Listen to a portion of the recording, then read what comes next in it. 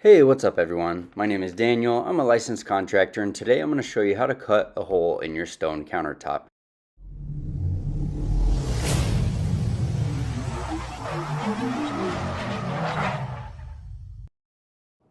So when cutting your countertop, there's a lot of preparation involved. You'll want to make sure you have a diamond bit for all four of the corners. I usually use an 1.5 inch bit, and then you'll want a tile saw. So when doing this, you'll want to make sure you open up the sink that you're going to install, and there will be a template. So you'll want to take this template, cut it to size, and I typically take the template, put it exactly where I want it, and then I mark it out with a Sharpie.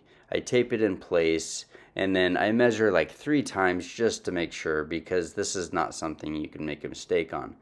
So we are going to remove the existing sink, lower it down, get it out of the way, and then we are going to go through and protect everything that we don't want to get dirty.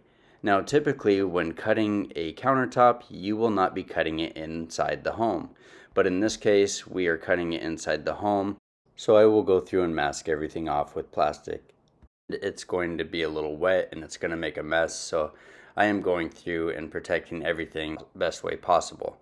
So even down in the sink I put a tub where I will have all of the plastic put into it so that all the water can flow right into the bottom of the tub. Before using your tile saw, make sure that you cut all four of these. These are 1.5 inch in diameter, and it makes it really easy to have nice clean corners. Now we are going to cut the countertop.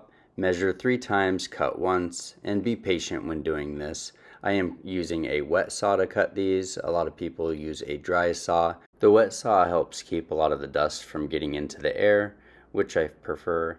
If you need any of these tools or want to know exactly what I use, check out down below in the description, and I will have links for each one of these items. Thank you for taking your time to watch my video. Please like and subscribe for future videos.